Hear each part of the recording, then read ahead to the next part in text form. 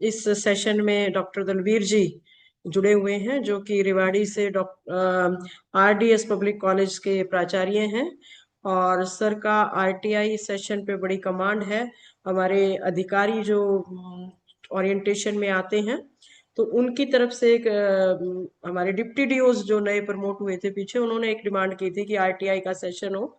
Sir ने session लिया और 2 घंटे तक नॉन स्टॉप सेशन चलने के बाद भी सब यही कहते रह गए कि सर और आगे चलाया जाए। तो मुझे पता है कि सर का जो टॉपिक है वो लंबा जाने वाला है, इसलिए हमने लास्ट में सेशन दिया था सर को। और मैं वेलकम करती हूँ डॉक्टर दलवीर जी का कि वो हमारे साथ जुड़े हुए हैं।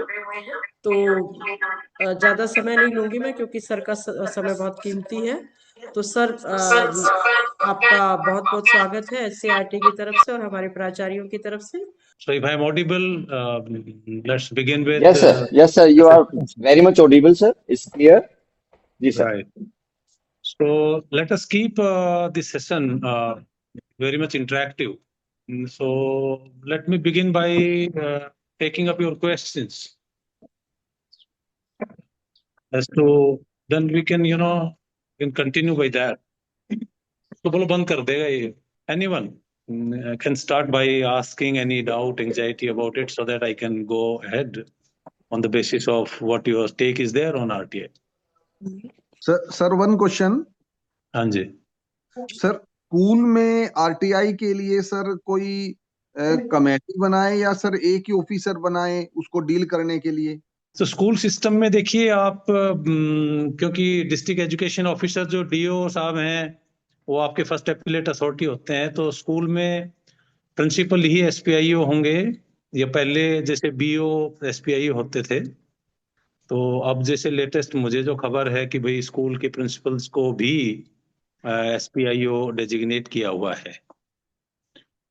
स्कूल में एक से अधिक एसपीआईओज की जरूरत नहीं है। वो बड़े इंफ्रास्ट्रक्चर में जैसे यूनिवर्सिटीज हैं, इनमें हम एक से अधिक बनवाते हैं एसपीआईओज। तो स्कूल में तो एक ही बहुत है। सर सेकंड को बना सकते हैं एसपीआईओ? सॉरी सर जो सेकंड होता है प्रिंसिपल के बाद, हाँ तो जी। एसपीआईओ सर उसको बना सकते हैं, क्योंकि फिर फर्स्ट अपीलेट अथॉरिटी खुद प्रिंसिपल हो जाएगा। देखिए कॉलेजेस में तो ये व्यवस्था है। ये सर कॉलेजेस में जैसे जो सीनियर मोस्ट प्रोफेसर हैं वो एसपीआईओ हैं, उसके बाद प्रिंसिपल्स हैं वो फर्स्ट एपिलेट अथॉरिटी हैं। क्योंकि एक कॉलेज को इंडिपेंडेंट पब्लिक अथॉरिटी मानते हुए ये सब किया हुआ है। लेकिन स्कूल का सिस्टम क्योंकि डिस्ट्रिक्ट से कनेक्टेड है, वेल कनेक्टेड है, तो क्योंकि फर्स्ट एपिलेट अथॉरिटी डीओ साहब ही हैं, तो आप फर्स्ट एपिलेट अथॉरिटी स्कूल में डेजिग्नेट, और वो भी आप नहीं कर सकते।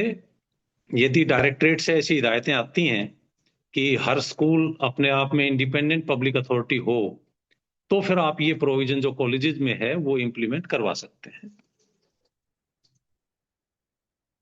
Okay sir, thank you. Anything else? Sir एक क्वेश्चन है। हाँ जी। सर कई बार आरटीआई लगा देते हैं अपने स्टाफ मेंबर्स किसी के थ्रू, उसमें वो मांग लेते हैं कि स्कूल के जो हमारा अटेंडेंस रजिस्टर है स्टाफ का, या मूवमेंट रजिस्टर है, या ऑर्डर बुक है, इनकी कॉपीज क्या हम दे सकते हैं ये? चलिए, we'll take a session on that basis, then we'll come to the personal information, third party information and all that, because this relates to the personal information. क्या दे सकते हैं और क्या नहीं दे सकते हैं वो फिर पर्सनल इंफॉर्मेशन में उनमें आता है। But for all that, let us begin by what information is. Right, information है क्या, उसे आप क्या समझते हैं? तो मुझे लगता है सारे जो प्रिंसिपल महोदय हैं सबने पढ़ भी रखा होगा ये एक्ट, क्योंकि अब एक्ट काफी पुराना भी हो गया है। और यदि आप इंफॉर्मेशन की डेफिनेशन पढ़ें, उसको पहले समझना आवश्यक है कि इंफॉर्मेशन कैसे देनी है, क्या चीज इंफॉर्मेशन होती है। तो कोई बता सकता है इंफॉर्मेशन की डेफिनेशन क्या है? एनीवन?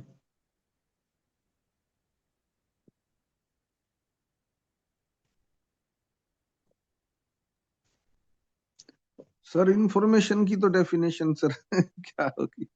ये तो अपने आप में ही सर एक डेफिनेशन हो गई। मैं Anything पार्टिसिपेंट्स on को paper? एक्चुअली मैं पार्टिसिपेंट्स को देख नहीं पा रहा क्योंकि ये ऑनलाइन एकेडमिक इंटरेक्शंस ना उतनी इफेक्टिव नहीं होती और मेरा actually you know my system did not work today but Collection of anyway मैं data आपको is देख नहीं पा रहा फिर भी चलो collection मैं of data is called information. देखिए भैया Anything इंफॉर्मेशन that is की present on paper is called information okay as per RTI. Right anyone else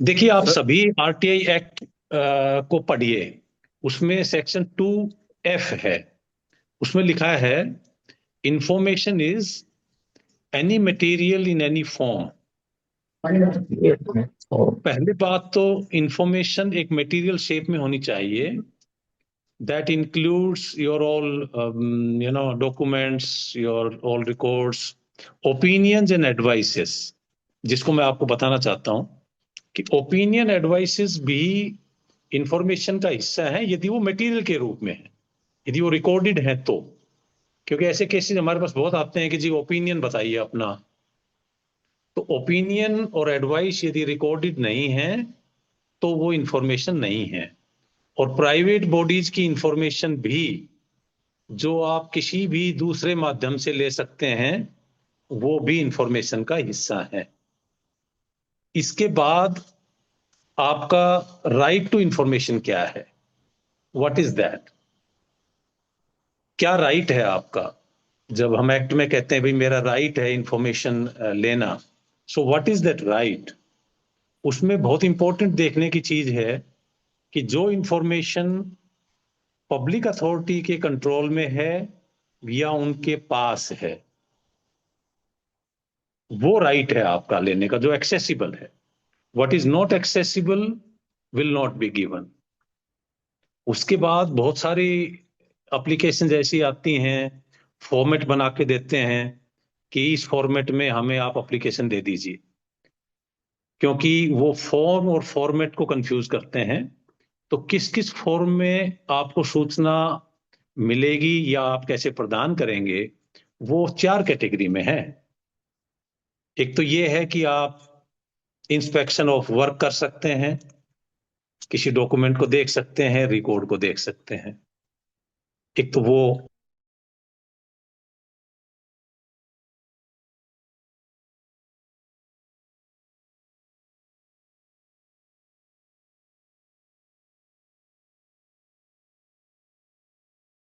method है वो फॉर्म है सर्टिफाइड कॉपीज ले सकते हैं उसके बाद आप प्रिंटेड फॉर्म में ले सकते हैं इलेक्ट्रॉनिक फॉर्म में ले सकते हैं ये 4 तरीके से ही आपको मिलेगी कोई सूचना है ठीक है उसके बाद क्या करना है एज एसपीआईओ पहले तो मेरे को आप बताएंगे कि how many of you are working as SPIO in the schools are the school principals working as SPIO या आप सिर्फ उसी पैटर्न में सिर्फ इंफॉर्मेशन आगे दे रहे हैं और वो सप्लाई कर रहे हैं आगे any principal Sir, working as SPIO, if the information is related only the school. Okay application आपके पास सीधी आती हैं सीधी आएगी अगर स्कूल से रिलेटेड है आ सकती है सर सीधी ठीक है, कोई और- लगा सकता है सीधी एप्लीकेशन ठीक नो है सर हमारे पास ब्लॉक एजुकेशन ऑफिस से आती हैं एप्लीकेशंस और हम सर, वो उनको आती हैं इंफॉर्मेशन ब्लॉक- प्रोवाइड करते हैं लेकिन सर, एक इन मिनट। केस अगर कोई डायरेक्टली हमारे स्कूल से रिलेटेड है इन दैट तो केस वी आर एसपीआईओ SPIO यही बात फॉर आवर इंस्टीट्यूट हाँ यही बात मैं कह रहा हूँ ठीक है तो ये हम ये मान के चलते हैं कि आप एप्लीकेशंस को एज एसपीआईओ एंटरटेन कर रहे हैं यही बात है यस सर ठीक है सो इसमें देखिए ऐसा है कि जब भी कोई सर एक सीआरसी एड जो सीआरसी एड है ना सर वो एसपीआईओ होते हैं एज पर जो है नहीं जो सर अगर उनको- डायरेक्ट स्कूल से रिलेटेड है डायरेक्ट स्कूल में ही मांग लेते हैं वो सर उसमें क्लस्टर ऐड का तो कोई प्रॉब्लम बीच में सर- बहुत सर- है सर स्कूल प्रिंसिपल भी SPIO है अगर इंफॉर्मेशन पर्टिकुलर स्कूल से मांगी पर्टिकुलर जाती है। स्कूल की है हाँ पार्टिकुलर देखिए, की अदरवाइज भी है या आई गॉट इट एक्चुअली क्या है कि इंफॉर्मेशन के कस्टोडियन होते हैं और इंफॉर्मेशन को सप्लाई करने वाले अधिकारी होते हैं। कस्टोडियन तो स्कूल में जिसके पास भी रिकॉर्ड है वो, उसके बाद क्योंकि आरटीआई की सूचनाएं देना एसपीआईओ का काम है। ये मैं क्यों पूछ रहा हूं, क्योंकि पेनल्टीज लगती हैं तो पेनल्टीज एसपीआईओ पे लगती है। Yes sir. तो एसपीआईओ पे लगती है, तो जो एसपीआईओ का काम कर रहे हैं वो उन पर लगेगी, पेनल्टी लगेगी। तो इसलिए यदि आप एसपीआईओ हैं तो आपका दायित्व अलग हो जाता है, और यदि आप सिर्फ कस्टोडियन हैं तो फिर आपका डीम्ड एसपीआईओ का रोल है। तो मैं ये मान के चलता हूं कि जो स्कूल से रिलेटेड सूचनाएं हैं वो सीधी आप एप्लीकेंट को सप्लाई कर रहे हैं। दिस इज भाई अंशु पूरा यार। या ठीक है। तो इसमें जब कोई भी एप्लीकेशन आपके पास आती है तो आप उसमें सबसे पहले देखिए, हर स्टेट के अपने आरटीआई रूल्स हैं। सेंटर का मेन रूल है, उसी के पैटर्न पे स्टेट ने बनाए हुए हैं। हरियाणा में जो हमारा लेटेस्ट आरटीआई रूल है वो 1 जनवरी 2010 से क्रियान्वित है। 2005 में हमने रूल बना दिए थे हरियाणा में, लेकिन उनको रिपील कर दिया गया था 2009 में। 21 दिसंबर 2009 को रिपील कर दिए थे। उसके बाद 1 जनवरी 2010 से जो नियम लागू है उसको हम फॉलो कर रहे हैं, और उस नियम के हिसाब से हम सेंटर से थोड़ा भिन्न हैं 4 मुद्दों पर, कि हमारे यहां एसपीआईओ और assistant SPIO, state assistant information officer और स्टेट पब्लिक इंफॉर्मेशन ऑफिसर, ये दोनों एक ही रूफ के अंडर हैं। जबकि सेंटर में जो एएसपीआईओज हैं, assistant state public information officer, वो फील्ड ऑफिस के लिए होते हैं। एक तरह से एक्सटेंशन काउंटर है, वहां पर सिर्फ एप्लीकेशन आएगी, वो फॉरवर्ड कर देंगे एसपीआईओ को।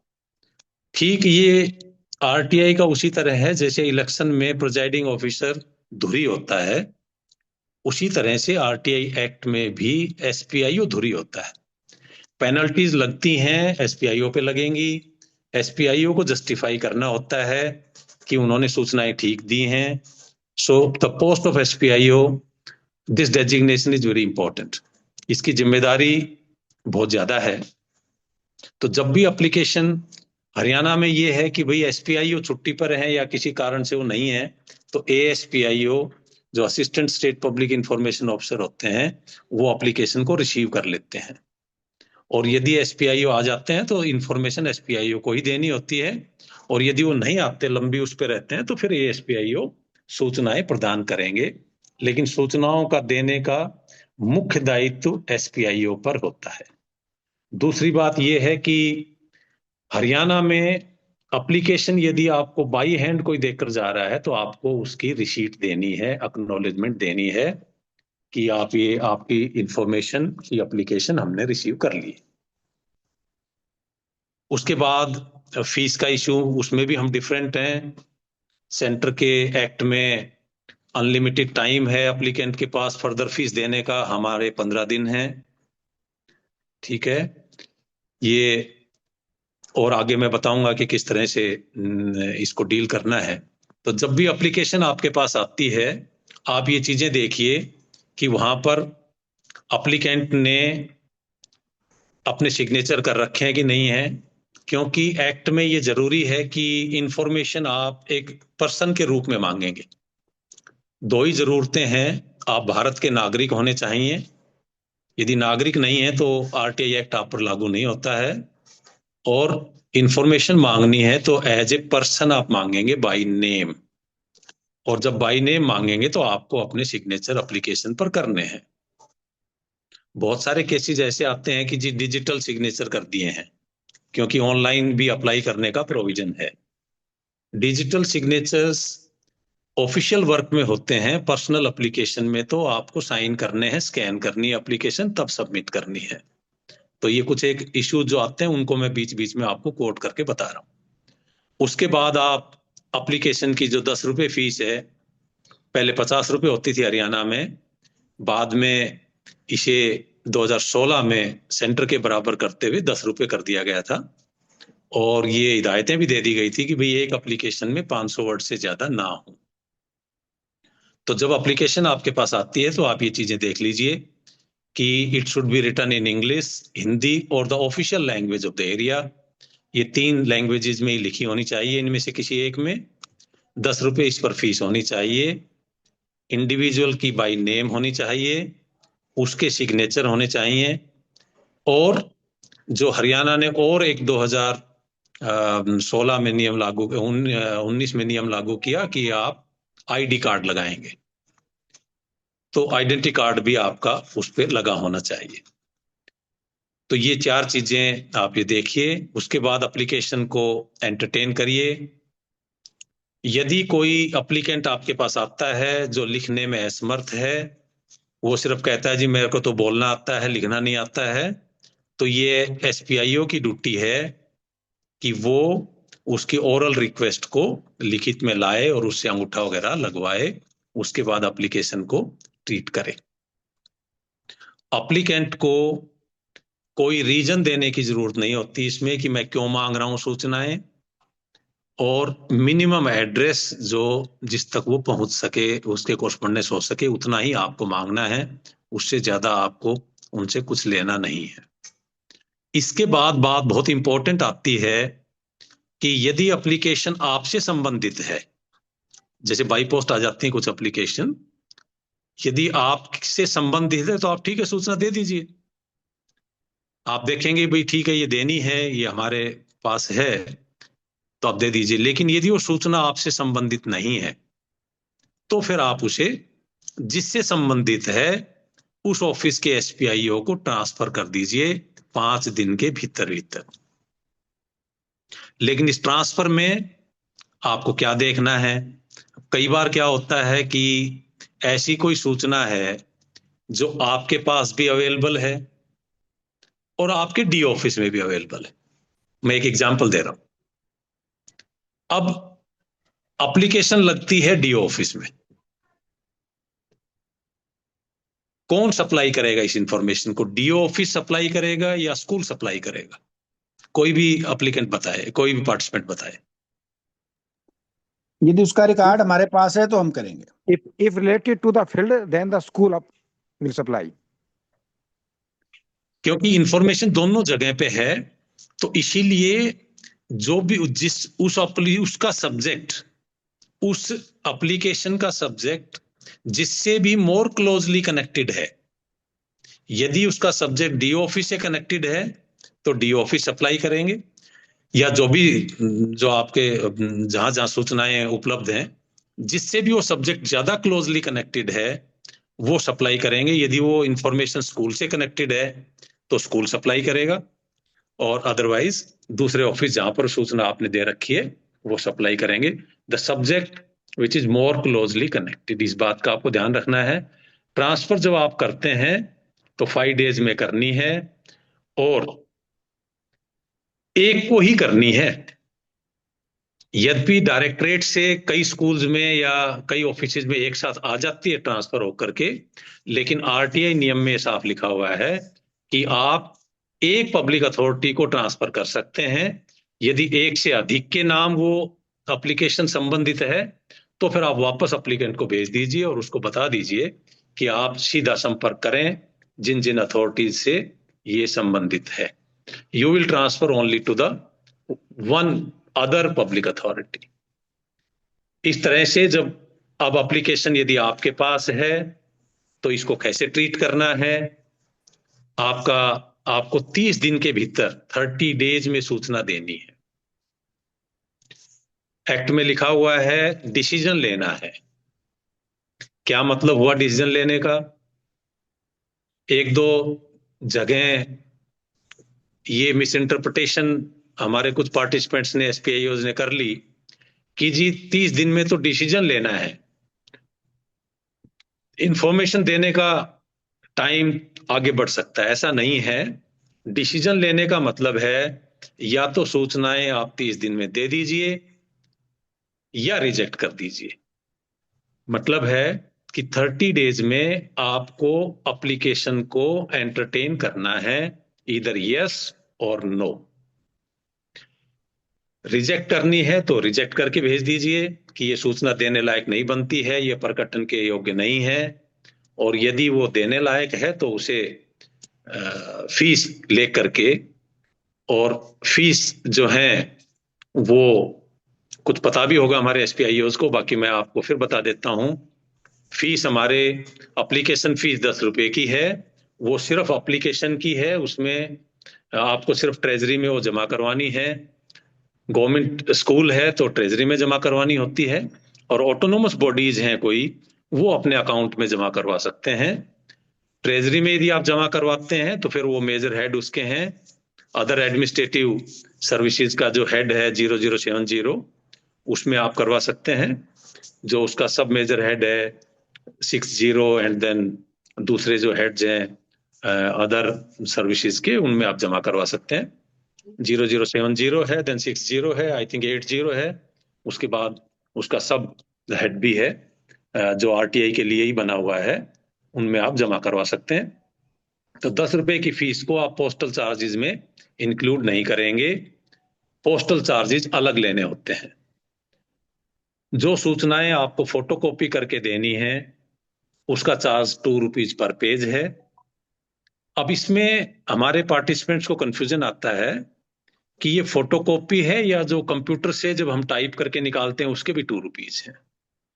तो dear participants, it is 2 rupees per page, created और कॉपीड। आपने जितने पेज क्रिएट किए उनके भी 2 रुपीज के हिसाब से ही है, और जो फोटोकॉपी किया उसका भी 2 रुपीज के हिसाब से ही।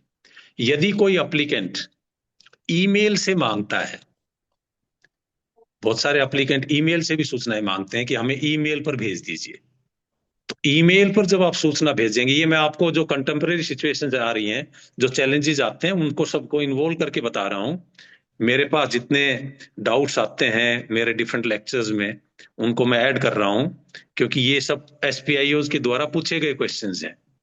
तो यदि ईमेल के माध्यम से यदि कोई आपको मांगता है सूचना, तो ईमेल पर क्योंकि आप स्कैन करते हैं तभी तो अपलोड करेंगे, तो स्कैनिंग के चार्जेस भी वही 2 रुपीज पर पेज आप चार्ज करेंगे। ये नहीं है कि आपके सारे पेज को स्कैन कर दीजिए, ईमेल से भेज दीजिए, कोई पैसा देने की जरूरत नहीं है, ऐसा नहीं है। ये एक्ट में साफ लिखा हुआ है, इट इज क्रिएटेड और कॉपीड, तो 2 रुपीज के हिसाब से आप ये चार्जेस करेंगे।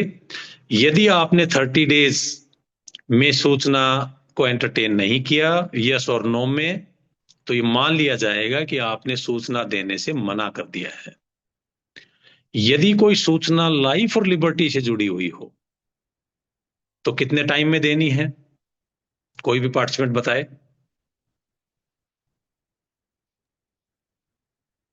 कोई सूचना यदि लाइफ और लिबर्टी से जुड़ी हुई है, 7 दिन में 24 hours. 24 hours. 48 आवर। या इट इज 48 आवर्स, क्योंकि ये अर्जेंट 48 नेचर की hours. सूचना, अर्जेंट नेचर की सूचनाएं होती हैं, इसलिए लाइफ और लिबर्टी से जुड़ी हुई हैं तो 48 आवर्स। लेकिन अब मुझे आप ये बताइए, लाइफ और लिबर्टी से आप क्या समझते हैं, क्योंकि ये आर्टिकल 21 का पार्ट है हमारे कॉन्स्टिट्यूशन का। What do you mean by life और लिबर्टी? सर, जहाँ एप्लीकेंट की लाइफ का सवाल है या उसके लाइफ को प्रभावित होने का सवाल है, वो तो लाइफ का है, और जहाँ उसके दायित्वों का सवाल आता है वो उसकी लाइबिलिटी का सवाल है। देखिए, लिबर्टी को आप सब समझते हैं, लिबर्टी का तो मतलब फिजिकल मूवमेंट है कि उसको, जैसे पुलिस यदि थाने में बिठा दिया किसी ने तो उसकी लिबर्टी को भंग कर दिया। कोई भी उसका नियर डियर ये सूचनाएं मांग सकता है कि भाई क्यों बिठा रखा है, is liberty is taken. Life का मतलब है, मैं बता ही देता हूं डायरेक्टली आपको। दैहिक स्वतंत्रता। Sorry, life means hello sir आप ही बताइए, ये बोलते हाँ रहेंगे ऐसे भी। बिल्कुल। सो लाइफ का मतलब है the routine flow of life. आपका जैसा जीवन चल रहा था, जैसी कोर्स ऑफ लाइफ चल रही थी, यदि वो डिस्टर्ब हो जाती है, because everyone has a right by constitution to lead a dignified life, to lead a comfortable life. अब क्या होता है, जैसे मैं एग्जांपल से समझाऊं आपको, कि मान लीजिए किसी महिला के साथ सेक्सुअल हैरेसमेंट का केस हो जाता है। अब क्या होगा, जिस मनोबल से वो स्कूल में आती थी, क्लास पढ़ाती थी, वो उस तरह से नहीं कर पाएंगी, क्योंकि उनके साथ ऐसा केस हो गया, उनको डर बैठ गया। तो उनकी लाइफ जैसा चल रही थी वो वैसा नहीं है। रूटीन कोर्स ऑफ लाइफ जो है उनका ट्रैक से उतर गया। इसीलिए ये 48 आवर्स कहा जाता है कि जितना जल्दी सूचना नॉट ऑडिबल मिलेगी, सर। नॉट ऑडिबल, जितनी जल्दी सूचना मिलेगी उतना जल्दी उसकी लाइफ वापस ट्रैक पर आ जाएगी। Is it audible now? Yes am I sir. Audible? Am I audible now? Yes sir, yes sir. Audible sir. Yes, yes, yes. या सो 48 आवर्स इसीलिए दिए हुए हैं ताकि जितना जल्दी सूचना मिले लाइफ वापस ट्रैक पर आ जाए। ऐसी कोई भी घटना किसी के साथ होती है जिससे उसकी जो रूटीन लाइफ ट्रैक से उतर गई है, सूचना मिलते ही वो वापस ट्रैक पे आ जाए, इसीलिए उस सूचना को कहते हैं लाइफ और लिबर्टी से जुड़ी हुई। जैसे मैंने सेक्सुअल हैरेसमेंट का बताया, तो यदि वो शिकायत करती है और उसकी शिकायत का समाधान कैसे हुआ, वो सूचना उसको 48 आवर्स में मिल जाती है, तो उसकी लाइफ वापस अपने उसी ट्रैक पर आ जाती है। ऐसी सूचनाओं को 48 आवर्स में प्रदान करना होता है। सो वो 48 आवर्स की है। उसके बाद अब आपको लगता है कि भाई सूचना देनी है, 30 डेज का टाइम है, रूटीन सूचना का, फीस मांगनी है 2 रुपीज पर पेज। यदि इंफॉर्मेशन सीडी फ्लॉपी में है उसके चार्जेस 50 रुपीज हैं। यदि कोई प्रिंटेड डॉक्यूमेंट है जिसकी कॉस्ट है, वो एक्चुअल प्रिंट कॉस्ट मिलेगी। जैसे यूनिवर्सिटी से यदि आप आंसर शीट देखना चाहते हैं, लेना चाहते हैं, तो पूरी ही आंसर शीट की कॉपी मिलती है। उसके चार्जेस यूनिवर्सिटी ने फिक्स कर रखे हैं, जैसे 500 रुपीज है। वहां आप ये नहीं कह सकते कि जो मैंने लिखा 3 पेज का आंसर तो मेरा 3 पेज की कॉपी दे दीजिए। नो, दे से इट्स अ कंप्लीट डॉक्यूमेंट, और हम तो ब्लैंक पेजेस हैं वो भी आपको सप्लाई करेंगे। इसीलिए क्योंकि वो प्रिंटेड डॉक्यूमेंट है, वो पूरा का पूरा आपको मिलता है। तो ऐसा कोई डॉक्यूमेंट यदि आप मांगते हैं तो उसकी प्रिंट कॉस्ट देनी पड़ेगी अभ्यर्थी को। तो उसमें आप लिख दीजिए एप्लीकेंट को कि इतने रुपए बनते हैं, उसकी कैलकुलेशन आप प्रॉपर करिए, क्योंकि वो भी एक अपील का मामला बनता है। यदि आपने 1 भी रुपया ज्यादा मांग लिया तो उसके लिए आप दोषी हैं।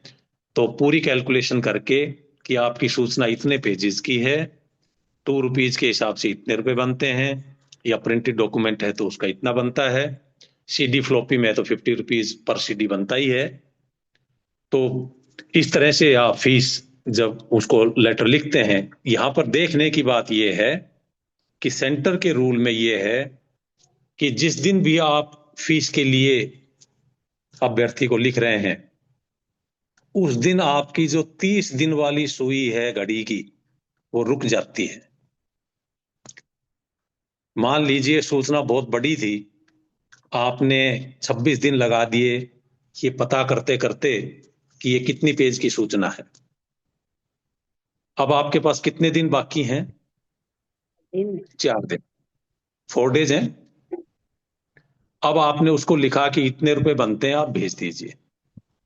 अब सेंटर में तो ये रूल है कि जब फीस आ जाएगी तो आपकी वो जो घड़ी रुकी हुई थी वो वापस चालू हो जाएगी। तो अब सूचना कितने दिन में देनी है?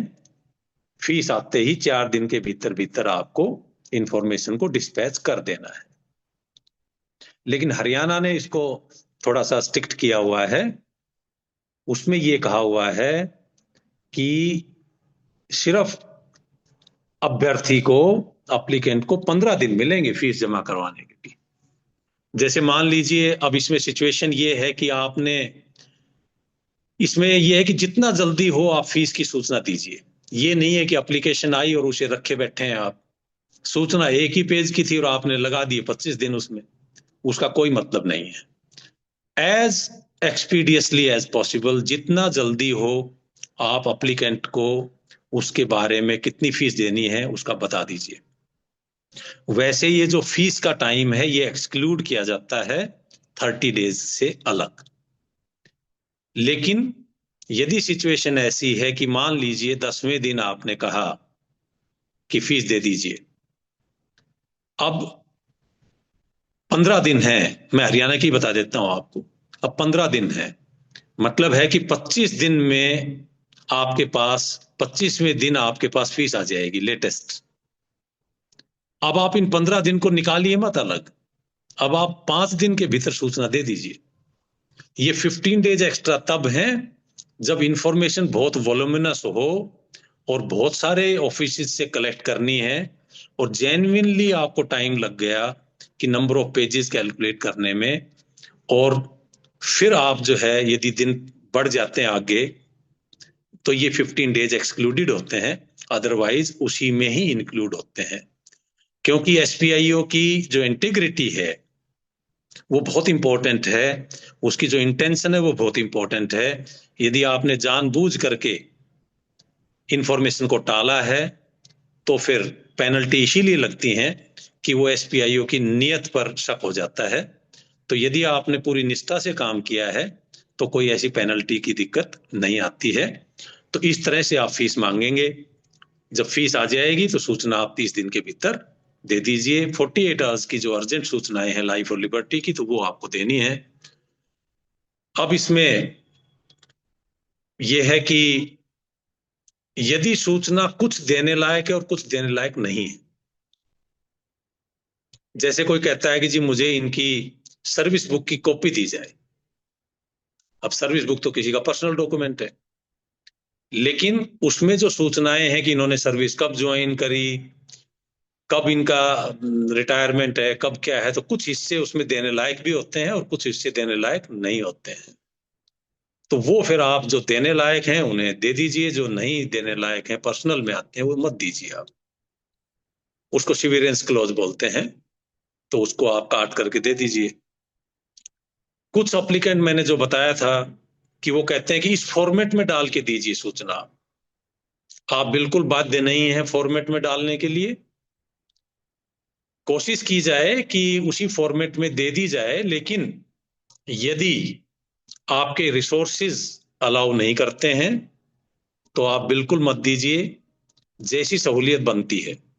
दूसरा इंपॉर्टेंट ये है कि यदि उस फॉर्म में देने से यदि किसी ने मांग लिया है कि मुझे फोटोकॉपी में दीजिए आप, और आपके पास जो सूचना है वो इतनी पुरानी है कि यदि उस कागज को आप फोटोकॉपी मशीन में लगाएंगे तो फट जाएगा, तो फिर वो सूचना फोटोकॉपी के रूप में नहीं दी जा सकती। क्योंकि यदि इंफॉर्मेशन को डैमेज होने का खतरा है तो फिर और कोई जो मेथड एप्रोप्रिएट है आप उसे अडॉप्ट करेंगे। आप उसकी फोटो ले लीजिए, फिर उसका प्रिंट आउट ले लीजिए, कुछ इस तरह से करिए। जैसे आपको सैंपल ऑफ मटेरियल भी लेने का अधिकार है, लेकिन यदि कोई छत का सैंपल मांगने लगे किसी बिल्डिंग का कि भाई छत में कितनी सीमेंट लगी, कितना क्या लगा, जैसे रोड का सैंपल लेते हैं लोग, तो रोड को तो तोड़ दीजिए और दोबारा उसको भर दीजिए, लेकिन यदि आपके छत का कोई सैंपल मांगने लगे तो क्या आप देंगे? बताइए पार्टिसिपेंट्स। नहीं देंगे सर। नहीं जी, नो, बिल्कुल नहीं देंगे। क्यों नहीं देंगे? क्योंकि यदि आपने छत का सैंपल देने की कोशिश करी तो छत ही टूट जाएगी, और क्योंकि वो भी तो एक इंफॉर्मेशन ही है, तो वो इंफॉर्मेशन डैमेज जब होने का खतरा हो तो वहां पर उस रूप में नहीं देना है आप, उसमें फिर आप अल्टरनेटिव मेथड अपनाइए। यदि उसको डाउट है कि इसमें कोई करप्शन हुआ है तो फिर आप उसके बिल्स वगैरह दे दीजिए। क्योंकि देखिए 3 बातें हैं। हमारा जो आरटीआई एक्ट बना है वो 3 उद्देश्यों के लिए बना है। पहला क्या है? ट्रांसपेरेंसी ऑफ इंफॉर्मेशन, क्योंकि किसी भी लोकतंत्र का ये पहला उद्देश्य है कि जिन लोगों की सरकार है उनको सरकारी कामकाज की जानकारी होनी चाहिए, उसके बारे में सूचना होनी चाहिए, ट्रांसपेरेंसी होनी चाहिए। तो पहला जो आदर्श है लोकतंत्र का वो है ट्रांसपेरेंसी ऑफ इंफॉर्मेशन, क्योंकि जिसको गुलाम बनाए रखना है उसका सबसे बढ़िया तरीका है कि उसे इंफॉर्मेशन मत दीजिए आप, क्योंकि जिसको इंफॉर्मेशन मिल जाएगी वो अपने अधिकार समझ जाएगा, तो वो आपका गुलाम नहीं रहेगा। अंग्रेजों ने 1923 में जो लेटेस्ट अमेंडमेंट किया था सीक्रेट एक्ट का, उसी के ही अनुसार हमारा देश बहुत सालों तक चलता रहा। ये एक्ट आने से पहले हमारे ऑफिस के जो कस्टोडियन हैं, जिनके पास सूचनाएं होती हैं, हमारे जो डीलिंग असिस्टेंट हैं, उनको ऐसा लगता है कि ये सूचना बाहर दे दी तो देशद्रोह हो जाएगा। तो ये एक्ट आने का उद्देश्य भी यही था कि जो सीक्रेट एक्ट बना हुआ है और जो कंडक्ट रूल बने हुए हैं अंग्रेजों के टाइम के, उनको तोड़ना है। तो पहला उद्देश्य है लोकतंत्र का ट्रांसपेरेंसी ऑफ इंफॉर्मेशन। दूसरा अकाउंटेबिलिटी है कि किसका दायित्व है, यदि कोई काम नहीं हुआ तो क्यों नहीं हुआ, किसने करना चाहिए था, वो भी पता लगना चाहिए। और तीसरा बहुत इंपॉर्टेंट है कंटेनमेंट ऑफ करप्शन, कि करप्शन भी कम हो, और करप्शन तभी कम होगी जब सूचनाएं देंगे। तो ये हमारे 3 उद्देश्य के साथ ये एक्ट बना है। लेकिन इसके साथ साथ 3 चैलेंजेस भी हैं। वो चैलेंजेस कौन कौन से आए कि भाई आपका जो एफिशिएंट वर्किंग है ऑफिस की, वो डिस्टर्ब होने वाली है। बिल्कुल सही बात है, डिस्टर्ब हुई भी है, क्योंकि हमारे कुछ रिसोर्सेज तो आरटीआई को देने में लग गए। उसके बाद जो लिमिटेड फिजिकल रिसोर्सेज हैं सरकारी दफ्तरों में, उन पर भी बोझ पड़ा है, क्योंकि कुछ सूचनाएं हमें बीपीएल वगैरह को फ्री भी देनी होती हैं। बीपीएल के लिए कोई भी फीस नहीं है। मेरे भिवानी के लेक्चर में रिसेंटली ये बात आई थी कि भाई फर्दर फीस जो सेक्शन 4(4) की है कि कॉस्ट है जी, कॉस्ट लेनी है। कोई कॉस्ट नाम से इस तरह से नहीं है, सब फर्दर फीस में है। सो बीपीएल से कोई पैसा नहीं लेना, एप्लीकेशन की फीस भी नहीं लेनी जो 10 रुपए है, और कोई भी चार्ज नहीं लेना है यदि उसने बीपीएल का की सर्टिफिकेट कार्ड लगा रखा है तो इस तरह से हमारे ऑफिस पर फिजिकल बर्डन भी पड़ता है। और जो तीसरा चैलेंज तो सबसे बड़ा जो सबके सामने आता है कि इंफॉर्मेशन को जो कॉन्फिडेंशियल इंफॉर्मेशन है उनको बचा के भी रखना है और इंफॉर्मेशन को सुरक्षित भी रखना है। तो ये सब, इन सब की जिम्मेदारी किस पर सौंपी गई? एसपीआईओ पर, कि वो तालमेल बिठाएंगे कि हमारे लोकतंत्र के आदर्श भी पूरे हो जाएं और हमारी जो सूचनाएं हैं, जैसे हम जब आर्टिकल 19 ऑफ द कॉन्स्टिट्यूशन में भी ये कहते हैं कि आपको बोलने का, फ्री एक्सप्रेशन का अधिकार तो है, but it is limited. 19(b) में जब कहा हुआ है कि स्वतंत्र अनियंत्रित अधिकार नहीं है, तो ठीक उसी तरह से आरटीआई एक्ट में भी सब सूचनाएं लेने का अधिकार नहीं है, सर्टेन इंफॉर्मेशन जो देने लायक है। तो मैं इंफॉर्मेशन को 3 हिस्सों में बांटता हूं। कुछ ऐसी सूचनाएं हैं जिन्हें आप हक से मांग सकते हैं, जिन पर कोई एग्जम्पशन लागू नहीं होती है। कुछ ऐसी सूचनाएं हैं जिन्हें आप हक से तो नहीं मांग सकते, उनमें यदि लार्जर पब्लिक इंटरेस्ट है तो दी जा सकती हैं। कुछ में कंपिटेंट अथॉरिटी डिसाइड करती है और कुछ एक को एसपीआईओ डिसाइड करते हैं। ये कंपिटेंट अथॉरिटी कौन है? हमारे लिए, स्कूल्स के लिए गवर्नर कंपिटेंट अथॉरिटी है। और गवर्नर के बिहाफ पे कौन काम करता है आप सबको पता ही है, एसीएस काम करते हैं। तो यदि इस तरह की सूचनाएं हैं जो आपके ट्रेड सीक्रेट या कॉमर्शियल या इंटेलेक्चुअल प्रॉपर्टी से रिलेटेड या कोई फिड्यूशियरी की है, कॉन्फिडेंस की सूचनाएं हैं, तो इनमें यदि पब्लिक इंटरेस्ट देखना है तो कौन देखेंगे? आपके एसीएस देखेंगे, वहां भेजनी है एप्लीकेशन। बाकी सूचनाएं एसपीआईओ डिसाइड कर सकते हैं कि किसमें पब्लिक इंटरेस्ट है और किसमें पब्लिक इंटरेस्ट नहीं है। तीसरी जो सूचनाएं हैं वो थर्ड पार्टी की इंफॉर्मेशन है। अब हमारे बहुत सारे एसपीआईओज को कंफ्यूजन है difference between personal information and third party information. कुछ लोग इसको इंटरचेंजेबली कर देते हैं। बैठना होगा नहीं, बीपीसी ऑफिस वही है। हेलो, आप म्यूट करिए प्लीज। थर्ड पार्टी इंफॉर्मेशन किसे समझते हैं आप?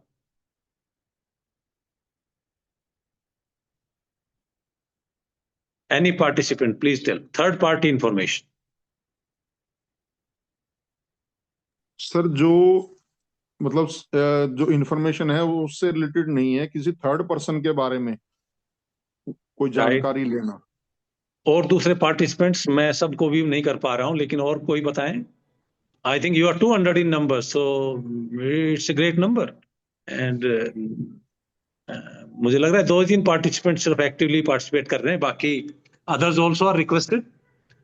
सर जिसकी इंफॉर्मेशन हमने देनी है वो थर्ड पार्टी कहलाएगा सर। जैसे एक जो लेने वाला है सर, और जो दे रहा है, और जो तीसरे आदमी की सर दे रहा है, ऐसा तो नहीं सर? या देखिए, बिल्कुल you are very near the point. इसमें 3 पार्टीज होती हैं। या हाँ हरीश बताइए। सारी इंफॉर्मेशन, जो भी इंफॉर्मेशन मांगते हैं सब थर्ड पार्टी की होती है। फर्स्ट पार्टी का तो वो मांगेगा तो अपना ही देगा, खाली अपनी मांगेगा, वो है फर्स्ट पार्टी। बहुत बाकी डॉक्टर साहब सारी थर्ड पार्टी इंफॉर्मेशन है जो भी मांगी जाती है आरटीआई से। Yes, let me elaborate on this. Okay, so देखिए, तीन पार्टीज हैं आरटीआई में। फर्स्ट पार्टी कौन है? जो अप्लीकेंट है वो फर्स्ट पार्टी है। Applicant is the first party. Second party कौन है? वो पब्लिक अथॉरिटी है, जिससे सूचनाएं आप मांग रहे हो, जिस दफ्तर से आप सूचनाएं मांगते हैं, वो क्या है? सेकंड पार्टी है। और इन दोनों से अलग यदि कोई है जिसकी सूचनाएं आपके पास हैं सेकंड पार्टी के पास, उसको कहते हैं थर्ड पार्टी। अब यदि कोई आपके टीचर आपके स्कूल में थे और ट्रांसफर हो गए, अब उनसे उनकी कोई सूचना मांगता है जब वो इस स्कूल में थे, तो वो कौन सी पार्टी हुई? थर्ड पार्टी हुई या सेकंड पार्टी हुई? Third party.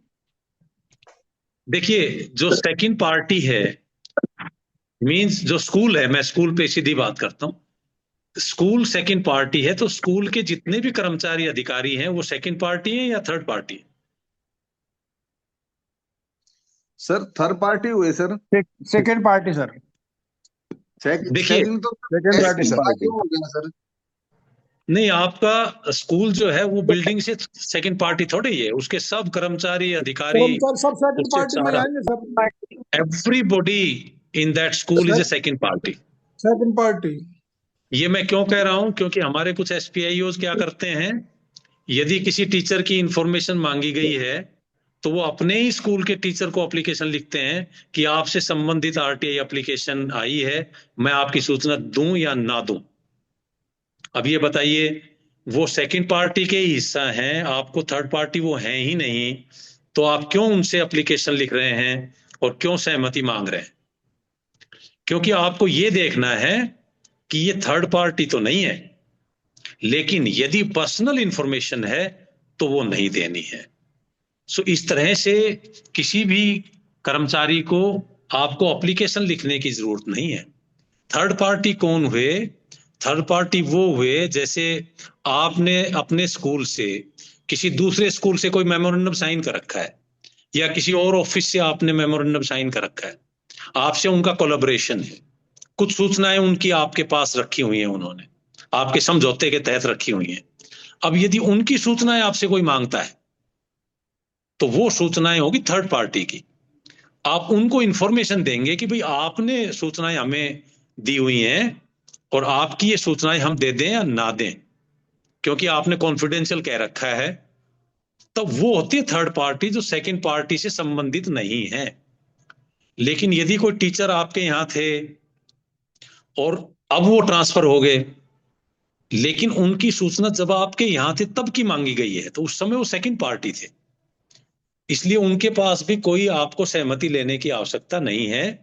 एसपीआईओ सिर्फ ये देखें कि वो पर्सनल है या नहीं है। यदि पर्सनल इंफॉर्मेशन नहीं है तो आप प्रोवाइड कर दीजिए, आप किसी को चिट्ठी लिखने की जरूरत नहीं है। सर पर्सनल का मतलब क्या है? सॉरी, पर्सनल इंफॉर्मेशन हाँ, का क्या मतलब है? I will come to the personal also. देखिए, पर्सनल में आने से पहले मैं आपको जो दूसरी सूचनाएं बताई थी मैंने कि जिनको हक से नहीं मांग सकते आप, हक से उनको नहीं मांग सकते जिनमें लार्जर पब्लिक इंटरेस्ट होता है तभी मिलती है, अदरवाइज नहीं मिलती हैं। अब लार्जर पब्लिक इंटरेस्ट से क्या समझते हैं आप? परवेश बताएं, लार्जर पब्लिक इंटरेस्ट से क्या समझते हैं आप? जिसमें सर सबका फायदा हो, कोई ऐसी सूचना पूरी पब्लिक सोसाइटी का फायदा हो कोई। Okay, anyone else?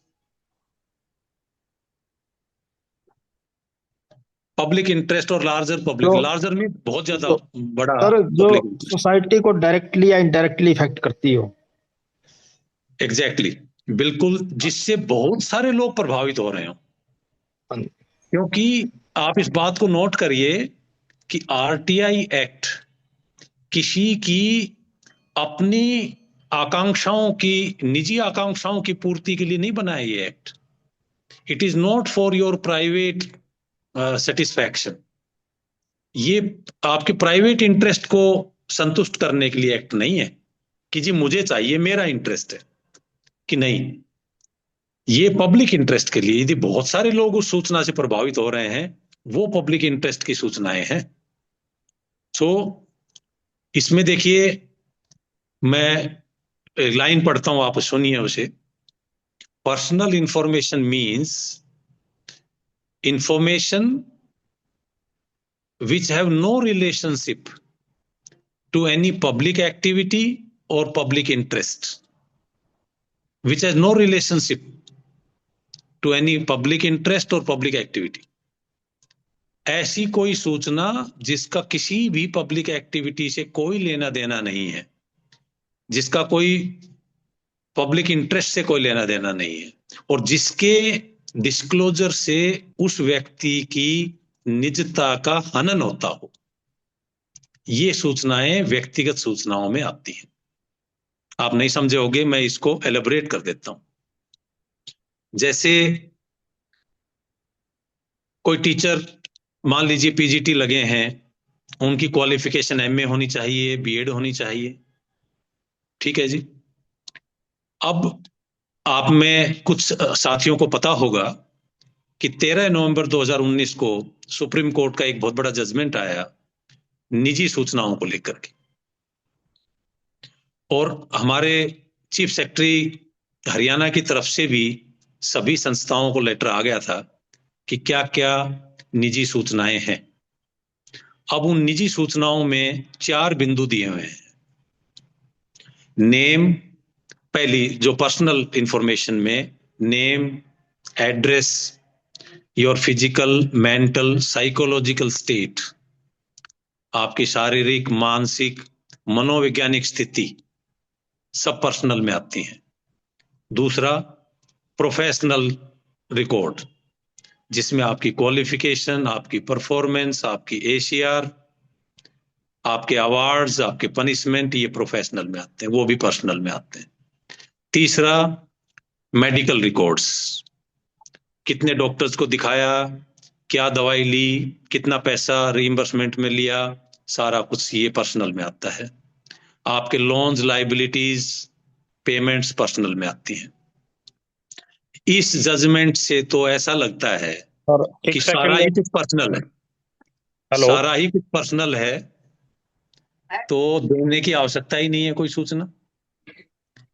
क्योंकि जब आपका नाम भी पर्सनल में आ गया, आपका एड्रेस भी पर्सनल में आ गया, तो फिर क्या दिया जाएगा? यदि आप कोई सूचना आपसे मांग ले कि आपके स्कूल में कितने टीचर्स काम करते हैं, उनका नाम बताइए, तो आप तो कहेंगे ये तो सुप्रीम कोर्ट का जजमेंट है 13 नवंबर 2019 का, नाम तो नहीं बताने, है ना कंफ्यूजन? सर उसी जजमेंट में नीचे एक लाइन ऐड है, इन लार्जर पब्लिक इंटरेस्ट। हाँ, तो लार्जर पब्लिक इंटरेस्ट तो हम बात कर चुके हैं ना। हाँ, तो उसी के ग्राउंड पे अगर कोई मांगता है तो हमें फिर प्रोवाइड करवानी पड़ेगी। किसी का नाम कोई मांग रहा है तो उसमें क्या पब्लिक नहीं, इंटरेस्ट है? उसको प्रूव करना पड़ेगा कि उसमें क्या लार्जर पब्लिक इंटरेस्ट है। I will tell you that. देखिए, जो मैंने लाइन आपको बताई थी कि information disclosure of which has no relationship to any public activity or public interest, इसलिए कर्मचारियों से संबंधित प्राइवेसी का दायरा बहुत सीमित हो जाता है, निजता का दायरा कर्मचारियों के लिए बहुत ही सीमित है। क्यों? क्योंकि वो पब्लिक एक्टिविटी में इन्वॉल्व है, इसीलिए उनका नाम छूट के दायरे में नहीं है, उनका एड्रेस छूट के दायरे में नहीं है। हां, यदि एड्रेस देने से कोई अपराध होने का शंका हो तो नहीं दिया जाता। नॉर्मली हम महिलाओं से संबंधित एड्रेसेस नहीं देते हैं कि कोई अपराध हो जाता है। तो ये जो कर्मचारियों से संबंधित है, क्योंकि वो पब्लिक एक्टिविटी में है, जो उनकी सूचनाएं पब्लिक एक्टिविटी से जुड़ी हुई हैं वो पर्सनल में नहीं आती है। जैसे मैं पीजीटी का एग्जांपल दे रहा था कि कोई यदि पीजीटी आपके यहां है और उसकी कोई क्वालिफिकेशन मांगता है तो उसकी एमए बीएड तक की क्वालिफिकेशन पर्सनल इंफॉर्मेशन में नहीं आती है, क्योंकि उस डिग्री के बेस पर तो वो नौकरी कर रहे हैं, वो पर्सनल में नहीं है क्योंकि वो पब्लिक एक्टिविटी का हिस्सा है। हाँ, उन्होंने एलएलबी भी कर रखी है, उन्होंने पीएचडी भी कर रखी है, और यदि कोई एलएलबी की सर्टिफिकेट मांगता है तो वो उनकी पर्सनल है, क्योंकि उस एलएलबी की सर्टिफिकेट का पब्लिक एक्टिविटी से, उसके जो वर्तमान सर्विस है उससे कोई लेना देना नहीं है। आप समझ गए इस बात को? So this is a difference between the personal information. दूसरी बात, पर्सनल हियर मींस प्राइवेट। जैसे आपकी एसीआर है, वो आपकी पर्सनल है, क्योंकि यदि डिपार्टमेंट को आप ठीक लगेंगे तो आपको रखेंगे, यदि ठीक नहीं लगेंगे हटा देंगे, इसमें कोई पब्लिक इंटरेस्ट नहीं है। किसी पब्लिक से कोई इससे पब्लिक प्रभावित नहीं होती। आपकी एसीआर खराब है और आपका एम्प्लॉयर कहते हैं कि आप ठीक हैं तो आप ठीक हैं, वो रखना चाहते हैं आपको, तो पब्लिक का कोई जजमेंट इसमें काम नहीं करता है। यदि आपका इनकम टैक्स रिटर्न है, आप इनकम टैक्स दे रहे हैं, इसमें क्या पब्लिक इंटरेस्ट है? कोई जानना चाहता है कि इसने वो इनकम टैक्स रिटर्न पूरा नहीं भरा तो इनकम टैक्स में शिकायत करिए, आरटीआई से क्यों मांग रहे हैं आप? तो ये आपका आईटीआर है, आपकी डेट ऑफ बर्थ है, आपकी एसीआर है, आपके अवार्ड्स, पनिशमेंट, ये सब पर्सनल में आते हैं। इसके बाद एक बात आप और ध्यान दीजिए जो आपसे सीधी संबंधित है, कि जैसे कई बार इंक्वायरीज हो जाती हैं, पनिशमेंट्स मिल जाते हैं। एक जैसी शिकायत 2 लोगों की थी, एक को बेनिफिट मिल गए, दूसरे को नहीं मिले, तब आप मांग सकते हैं रीजन। अदरवाइज आरटीआई में रीजन नहीं पूछा जाता। रीजन आप कब मांगेंगे? जब आप संबंधित हो कि उसको, मेरा जैसा केस था उसका हो गया और मेरा नहीं हुआ, तो ये सेक्शन है, आप नोट कर सकते हैं, सेक्शन 4(1)(d। उस समय पब्लिक अथॉरिटी को आपको बताना है रीजन फॉर देयर एडमिनिस्ट्रेटिव और semi judicial decisions to the affected persons. बहुत सारे लोग ऐसे होते हैं जिनको कोई पनिशमेंट मिल चुका होता है, प्रमोशन नहीं आता है, लेकिन उन जैसा ही पनिशमेंट किसी और को मिला होता है और उनको मिल जाता है प्रमोशन, तो वो उसका हवाला देख करके और रीजन मांग सकते हैं कि मुझे क्यों नहीं दिया गया जब दूसरे को दे दिया गया था। इसके बाद जो भी कॉन्फिडेंस की सूचनाएं हैं, जैसे बैंक में आप मान लीजिए आपने मैनेजर को लोन लेने के लिए अपने रजिस्ट्रीज वगैरह दी हुई हैं, वो कॉन्फिडेंस में दी हुई हैं, वो सूचनाएं भी नहीं मिलेंगे आपको, क्योंकि वो फिड्यूशरी में मिली हुई। ऐसी कोई सूचना जो विदेश से कॉन्फिडेंस में मिली हुई है हमारे देश को, वो भी आप लीक नहीं कर सकते, आपको मिलेंगी नहीं। जैसे आपको याद होगा कि बाबा रामदेव बहुत काला धन की बात करते थे ना, कि काला धन आप वापस आएगा और सबको बताएंगे किस किस ने काला धन जोड़ रखा है। आज तक तो पता नहीं लगा किस किस का अकाउंट है स्विस बैंक में। क्यों? क्योंकि आपको भी याद होगा संसद की बहस में पता लग गया था, ये वित्त मंत्री से पूछा गया कि किन किन के काला धन है, तो उन्होंने कहा हमें पता है, लेकिन ये सूचना हमें कॉन्फिडेंस में मिली हुई है, हमारे संबंध खराब हो जाएंगे, इसलिए वो सूचना हम पब्लिक नहीं कर सकते, कार्रवाई करेंगे हम। तो इस तरह से कोई सूचना यदि कॉन्फिडेंस में किसी के पास हो तो वो नहीं दी जा सकती। एक बहुत इंपॉर्टेंट है, यदि किसी सूचना देने से किसी की फिजिकल सेफ्टी या उसकी लाइफ को खतरा हो जाए, जैसे जो मुखबिर होते हैं, जैसे हरियाणा में पीछे एक पॉलिसी चली थी कि जो बिजली चोरी की खबर देगा उसे कितने हजार रुपए देंगे, 25,000 रुपए। तो यदि कोई किसी के घर की सूचना दे देता है कि इसने बिजली चोरी करी है और उसके वीडियो वगैरह भेज देता है और वो पूछता है जी ये किसने बनाया, तो कभी भी बिजली वाले विभाग वाले उसकी सूचना नहीं देंगे, क्योंकि वो 25,000 रुपए तो बाद में मिलेंगे, उसको काफी ज्यादा पहले ही मिल जाएंगे, जिसने चोरी करी है वो दे देंगे। तो इसलिए जिसकी फिजिकल सेफ्टी और लाइफ को खतरा हो तो वो सूचनाएं भी आपको नहीं देनी है। ये कॉन्फिडेंस की सूचनाएं हैं। अक्सर कर्मचारियों के साथ एक प्रॉब्लम आती है कि उनको इंक्वायरी रिपोर्ट नहीं मिलती है। उनको ये कह करके टाल दिया जाता है कि इंक्वायरी इज पेंडिंग, अभी इसमें बाधा डल सकती है, इसलिए नहीं दी जाएगी। ऐसा नहीं है, क्योंकि यदि आपको इंक्वायरी रिपोर्ट नहीं मिलेगी तो आप अपना केस कैसे रखेंगे? तो वो यदि आपको कोई एग्जेम्प्ट करता है तो वो गलत है। आप मांग सकते हैं कि इसमें इन्वेस्टिगेशन में कोई बाधा नहीं पड़ती है रिपोर्ट देने से, तो वो आपको मिल जानी चाहिए, तो वो ले सकते हैं आरटीआई में आप। अब यदि हम बात करें, अब time I think we are closing, we are very close to the time, कि अपील का टाइम, यदि एसपीआईओ ने जवाब नहीं दिए तो अपील 30 डेज में आप फर्स्ट अपील कर सकते हैं, जो कि उसी डिपार्टमेंट का फर्स्ट अपीलेट अथॉरिटी होते हैं, सीनियर ऑफिसर होते हैं। सेकंड अपील का 90 डेज का टाइम है।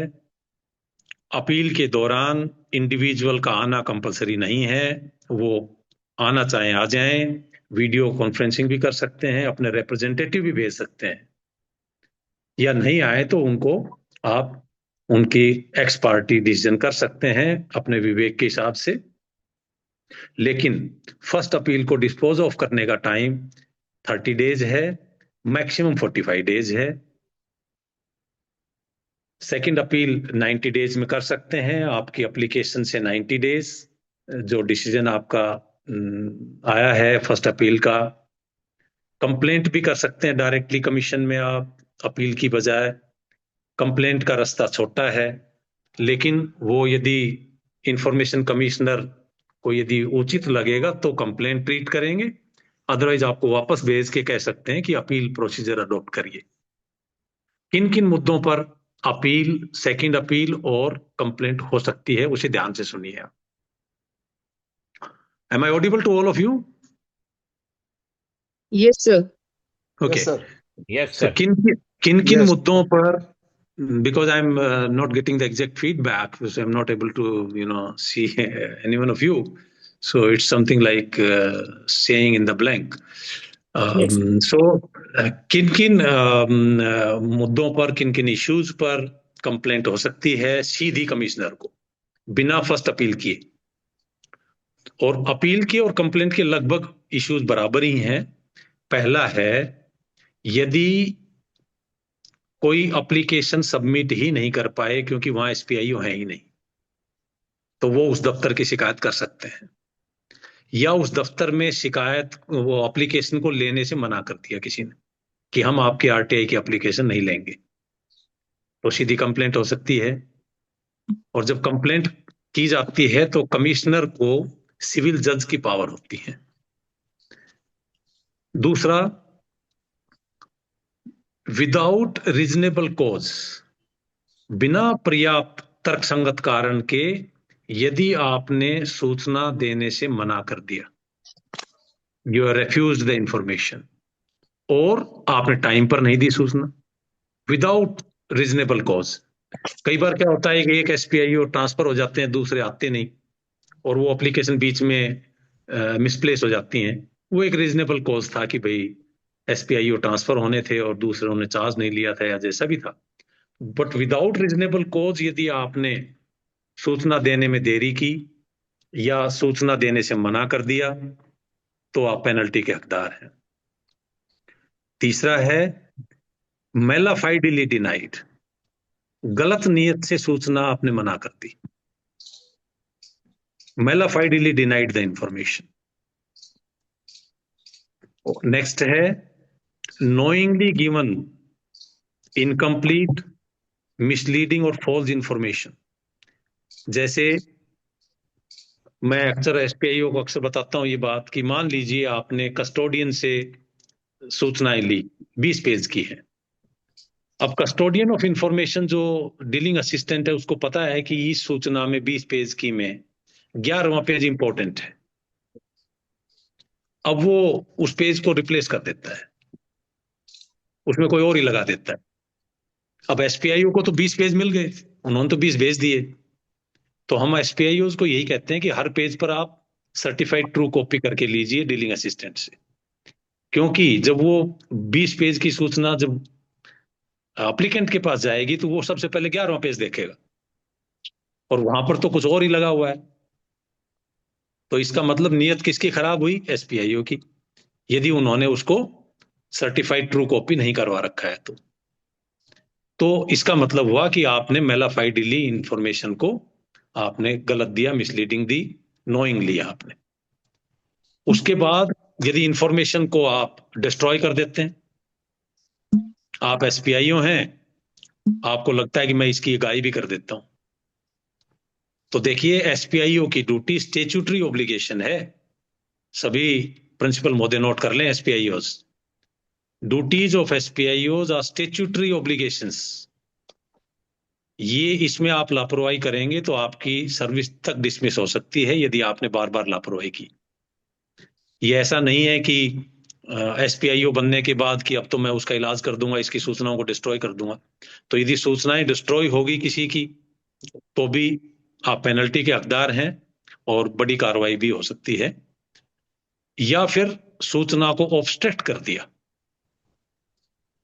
मान लीजिए किसी से संबंधित सूचना थी, बड़े अधिकारी ने कहा कि इसको मत दीजिए आप, और यदि वो चीज रिकॉर्डेड हो जाती है कि भाई किस अधिकारी ने इसको रुकावट डाली, और यदि वो सिद्ध हो जाता है तो फिर वो जिसने रुकावट डाली है वो पनिशमेंट उनको मिलेगा। वो जो पेनल्टी है, पेनल्टी 1 दिन की 250 रुपए और मैक्सिमम 25,000 रुपए एक एप्लीकेशन पर, ये पेनल्टी है। तो अपील और कंप्लेंट के लगभग यही मुद्दे हैं, लेकिन यदि आपको बार बार पेनल्टी लग रही है, यदि वही गलतियां आप बार बार कर रहे हैं परसिस्टेंटली, तो फिर आपको सेक्शन 7-8 में जो कार्रवाई बनती हैं डिसिप्लिनरी एक्शंस की, मेजर माइनर पेनल्टीज की, आपका उसके तहत आप पर एक्शन होगा। पेनल्टीज आपकी पर्सनल पे से कटती हैं, और अब तो उन्होंने अलग से वहां पर एक पोस्ट बना दी है कमीशन में कि वो यही इंश्योर करेंगे कि पेनल्टीज सब रिकवर हो जाएं, क्योंकि बहुत सारी पेनल्टीज पेंडिंग है। ये थे कुछ, I try to cut short my discourse on this.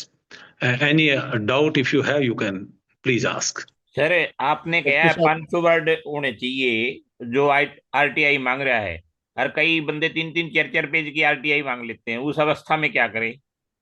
देखिए क्या है कि वो जब ये फीस को कम किया तो ये एक एडवाइजरी जारी की थी जी, क्योंकि आरटीआई एक्ट जो है वो सिटीजन सेंटर्ड एक्ट है। तो किसी भी सिटीजन को हम इस बात को लेकर के मना नहीं कर सकते कि उसकी 500 से ज्यादा वर्ड्स की सूचनाएं हैं। वो नागरिकों को एक एक तरह की सलाह थी कि आप इतना बोझ मत डालिए एसपीआईओ पर एक एप्लीकेशन में कि वो 1 महीने में उनको इकट्ठा ही ना कर पाए। हम उनको लिख सकते हैं सर? नहीं, लिख नहीं सकते आप। अच्छा। वो तो एक उनकी एडवाइजरी थी, कोई मानने तो ठीक, अब नहीं मानने तो फिर आप उसकी सूचना को रोक नहीं सकते। अच्छा। हाँ, यदि बहुत बहुत बल्कि इंफॉर्मेशन है तो आप उसे ये लिख सकते हैं कि ये सूचनाएं स्पेसिफाइड नहीं है, बहुत ज्यादा हैं, आप इंस्पेक्शन कर लीजिए, जो आपको चाहिए वो ले लीजिए। अच्छा, दूसरा सर, कई रजिस्टर की और वो जो सीसीटीवी कैमरे लग रहे हैं उनकी रिकॉर्डिंग मांग लेते हैं। अब सीसीटीवी फुटेज का क्या पब्लिक इंटरेस्ट है? बट टीचर आ रहे हैं टाइम पे या नहीं? नहीं, इसको कौन देखेगा? इसको आपका एम्प्लॉयर देखेगा। जी। यदि कोई क्राइम हो गया तो पुलिस देखेगी। ठीक है, मना कर सकते हैं। यदि आपके एम्प्लॉयर ये कहते हैं कि आप लेट आकर के अच्छा पढ़ा रहे हैं, तो गांव के बाहर बैठे किसी को क्या इंटरेस्ट है इस बात से? मतलब तंग करने के लिए वो रजिस्टर की नहीं, फोटो। नहीं, बात ये है ना कि वही मैंने कहा कि इसमें क्या पब्लिक इंटरेस्ट है। जी सर। यदि एम्प्लॉयर को लगता है कि दिस एम्प्लॉय इज गुड, तो उनका इसमें क्या interest? Excuse me sir. Sir, अब किसी ने धंधा बनाया हुआ आरटीआई का, और बहुत सारी तंग करने के लिए या पैसे ऐंठने के लिए आजकल ग्रुप बने हुए हैं ये, तो ऐसे लोगों के लिए कोई कार्रवाई है क्या, का प्रावधान है, या मतलब कोई कुछ है इसके लिए, एक्ट में कुछ प्रावधान है क्या? देखिए, एक्ट में कोई प्रावधान नहीं है। एक बार अमेंडमेंट लाने की सरकार ने कोशिश की थी कि रीजन मांगिए कि भाई आप क्यों मांग रहे हैं ये सूचना, तो अब रीजन मांगते ही तो एक्ट ही खत्म हो जाएगा। दूसरी बात एक और है जो आप कह रहे हैं कि इनका कोई समाधान है, इसलिए हरियाणा ने देखिए आईडी कार्ड लगाया, इसलिए कि पता रहे कि कौन किसी के नाम से तो नहीं मांग रहा है, सिग्नेचर करवाते हैं। नहीं, वो सारा सर वैलिड होता है उनका, वो आपको सारा आइडेंटिटी प्रूफ भी देते हैं, सब कुछ देते हैं, लेकिन वो सूचना लेकर के, पैसे लेकर के, और उस आरटीआई का कोई बेनिफिट नहीं होता, वो दबा लेते हैं, और पैसे मिल जाते हैं दबा लेते हैं। एक्ट तो सभी मिसयूज होते हैं, ये ज्यादा क्योंकि पब्लिक से ज्यादा संबंधित है।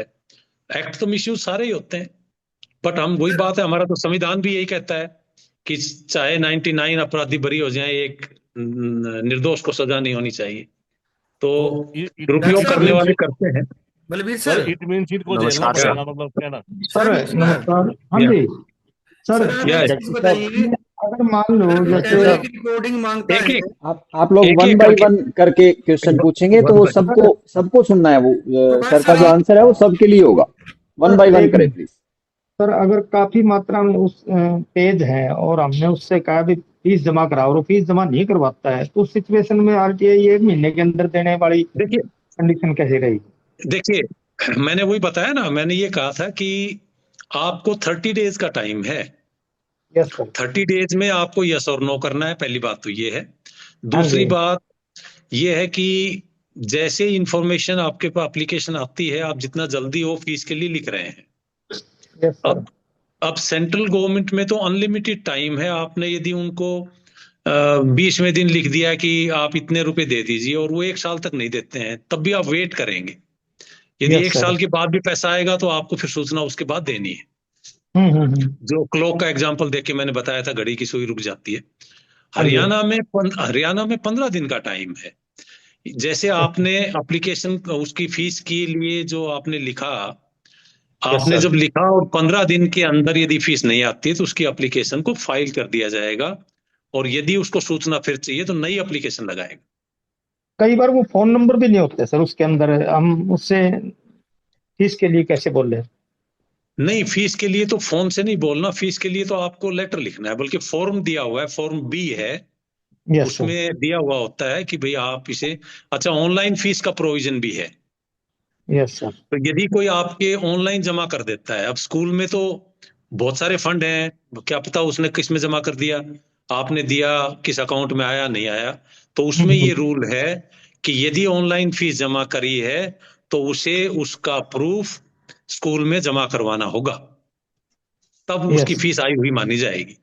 अगर सर हम 15 जितनी डेज भी में नहीं करवाता है तो कॉरेस्पॉन्डेंस फाइन करें कर दें, आरटीआई मतलब में वो फाइन बाय हो जाएगा। पोस्ट करें, या तो मेल आप से, बाई नहीं तो हाँ पोस्ट के माध्यम से। आप बाई पोस्ट करें, बिल्कुल बाई पोस्ट करें। हाँ, ताकि हम उसको हेलो ट्रैक करके बाद में फर्स्ट अपेलेंट में जाए तो उसको लगा सकें एज ए प्रूफ। हाँ नहीं, वो यस फोन सर, से तो कुछ होगा नहीं। फोन सिर्फ इसलिए होता है कि यस सर, जैसे सेक्शन 5(3) में कहा हुआ है भाई, प्रोवाइड रीजनेबल असिस्टेंस। जी यदि जैसे कई बार क्या होता है कि वो मांगना कुछ चाह रहे हैं, आपके पास उस पर्टिकुलर वर्डिंग से वो सूचना नहीं है, तो आप उसकी हेल्प करेंगे। आप उसे कहेंगे भाई आपने जो लिखा है इस तरह की कोई सूचना नहीं होती है स्कूल में, यस आप सर। ये मांगना चाहते हैं क्या? तो वो रीजनेबल डॉक्टर असिस्टेंस साहब, के लिए। डॉक्टर साहब, हेलो। हेलो, हाँ या हाँ डॉक्टर साहब, कोई रिटायर्ड कर्मचारी का परिजन उसकी सर्विस बुक मांगना चाहे आरटीआई से तो ले सकता है? उसके डिपेंडेंट्स उसका डिपेंडेंट्स कैन डेफिनेटली आस्क। अच्छा, सर कई बार डिपेंडेंट क्या होता है, सर तो कई बार फोटो क्या कॉपी दे होता है सकते हैं हम कि उसे? हेलो। हेलो, या हाँ हरीश बोलिए। हाँ, अब वो फोटो कॉपी दे सकते हैं हम उसे अटेस्ट करके? जो डिपेंडेंट हैं उनकी वाइफ जो लीगल वेडलॉक में है वो, या उनके डिपेंडेंट चिल्ड्रन, वो बिल्कुल मांग सकते हैं, वो आप दे सकते हैं। बलबीर ठीक है, सर, ओके सर। बलबीर या साहब, या सर नमस्कार। नमस्ते। हाँ सर आपने वो सर, पर्सन अधूरा छोड़ दिया। कौन परमजीत सा? ने पूछा था भी जो कैमरे की रिकॉर्डिंग लोग बेवजह तंग करने के लिए बाहर का कोई आदमी मांगता है, आप नहीं देंगे उसको। तो उसमें लिखे क्या? आप लिखिए कि ये इंफॉर्मेशन प्रकटन के दायरे से बाहर है। जी सर। सर कई बार क्या होता है कि भाई डीओ ऑफिस में आ जाता है, वो कह देता है कि हमने 10 रुपए लगा दिए इसमें, और डिफरेंट डिफरेंट स्कूल से रिलेटेड होती है और बहुत सारे पेज होते हैं, उस कंडीशन में क्या करें? देखिए, गवर्नमेंट सिस्टम में क्या है कि जो फीस आती है वो ट्रेजरी में जमा होती है, तो चाहे डी ऑफिस जमा करवाए या आप जमा करवाएं, बात तो एक ही है। सर जो पेज भेजने हैं, काफी सारे पेजेज हैं, और हर एक स्कूल में 50 स्कूल में चलेगी इन्फॉर्मेशन, वो 10-10 पेज है या 20-20 पेज है हर एक स्कूल से। देखिए, पेजिंग की जो फीस है वो तो आप लेंगे जी। 2 रुपीज पर पेज की जो सूचना है, वो जो फीस है वो तो आप लेंगे। जी, हम मतलब ऐसे लिख दें डीओ में कि इनसे इतनी फीस पर पेज की मांगी जाए, इतनी इतनी।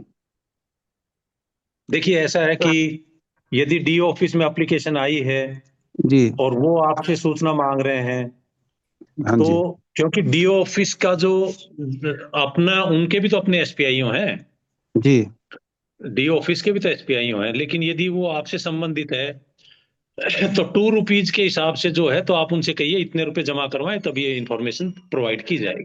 जी, जी, जी सर।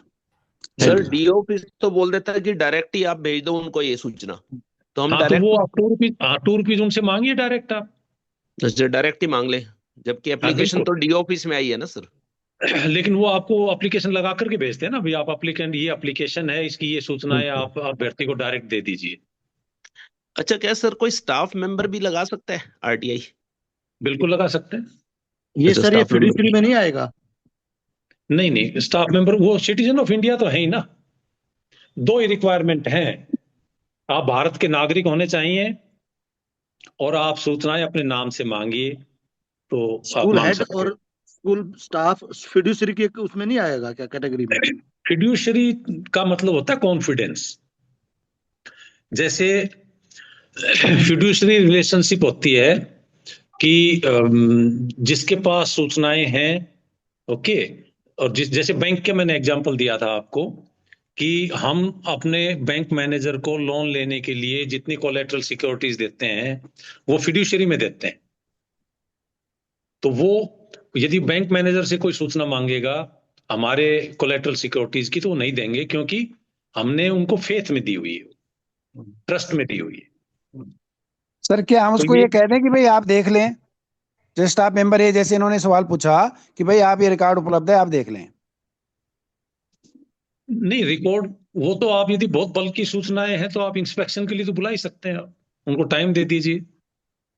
इंस्पेक्शन का 1 घंटे की कोई फीस नहीं है, 1 घंटे के बाद हर फ्रैक्शन ऑफ एन आवर 5 रुपए है।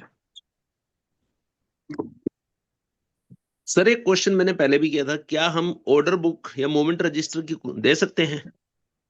देखिए, ऑर्डर बुक में क्या पब्लिक इंटरेस्ट है? आपने अपने स्टाफ के लिए ऑर्डर निकाला है, यस सर। स्टाफ उसको मान रहा है नहीं मान रहा है, उसमें गांव स्कूल से बाहर बैठे इंसान को क्या मतलब है?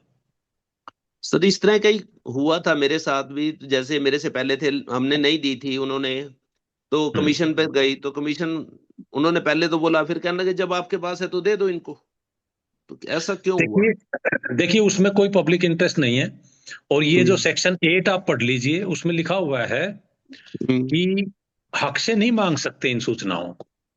ये जो जितनी सूचनाएं हैं पर्सनल इंफॉर्मेशन के जो दायरे में आती हैं, या जो कॉन्फिडेंस की सूचनाएं हैं, और एक डीओपीटी का लेटर है, department of personal and training, उसमें ये लिखा हुआ है कि अवार्ड्स, पनिशमेंट्स एक्सेट्रा, ये सभी जो है एम्प्लॉयर एम्प्लॉय के रिलेशनशिप पे है। तो जो आपकी जो ऑर्डर बुक है, it establishes relationship between the employer and the employee. Principal और उनके अधीनस्थ कर्मचारियों के वो रिलेशनशिप के ऑर्डर्स हैं सारे। आपको क्या मानना है, क्या नहीं मानना है, कब आना है, कब जाना है। तो ये एम्प्लॉयर एम्प्लॉय के रिलेशनशिप के जो डॉक्यूमेंट्स हैं, ये सारे प्रकटन के दायरे से बाहर है। तो वो डीओपीटी का लेटर आप निकाल लीजिए, एम्प्लॉयर एम्प्लॉय रिलेशनशिप का। अच्छा अच्छा सर जवाब नहीं लिखने की जनहित में नहीं है, इसलिए इसका जवाब नहीं दिया जा सकता। हाँ या दलवीर सर प्लीज रिक्वेस्ट ये है, नरेश सर मेरे पास एक बंदा यहीं से रिटायर हुआ, राइट। उस बंदे ने 3-4 साल पहले रिटायर हो चुका है। उस बंदे ने यहाँ पे पहले भाई यानी एलए की पोस्ट पे था, खूब अच्छी गुडविल थी सब कुछ, लेकिन रिटायरमेंट से पहले उसकी दैन प्रिंसिपल से बिगड़ गई किसी बात पे। ओके। खूब ज्यादा बिगड़ गई, उसने उसकी ईएल वगैरह भी रोक ली, उसकी सब कुछ काफी परेशान किया, उसकी छुट्टियां मंजूर नहीं की। अब वो बंदा रिटायर हो गया, जो एलए था प्रिंसिपल ट्रांसफर होके चले गए कहीं। अब बंदा आरटीआई मांगता है कि भाई इसने रद्दी बेची थी, इस उसकी टेन्योर के टाइम में कितने की बेची। तो हमने देखा भी रद्दी कोई बेची नहीं रिकॉर्ड में, लेकिन अब वो बंदा कह रहा है कि मुझे जो हर उसके टेन्योर की 5 साल की, जब तक वो प्रिंसिपल रहे, उस दौरान की जितनी होम एग्जाम की कॉपियां हैं उनका रिकॉर्ड दिया जाए, कितनी रद्दी बेची वो भी दिया जाए। अब दोबारा बार बार मांग रहे हैं, एक बार आरटीआई दे दी, दोबारा फिर मांगी जा रही है। फिर दूसरी आरटीआई सर वो खुद की मांग रहा है कि मुझे कितनी मेडिकल लीव दी, मुझे कितनी स्वीकार की गई, मेरे द्वारा जो एप्लीकेशन दी गई उन सभी मुझे सत्यापित प्रतियां दी जाए। देखिए उसने जो अपना रिकॉर्ड मांग रहा है वो बिल्कुल नेचुरली, क्योंकि वो मांग सकता है, ऐसी कोई बात नहीं है, क्योंकि उसमें तो कोई पर्सनल है ही नहीं, क्योंकि वो उसकी स्वयं की है।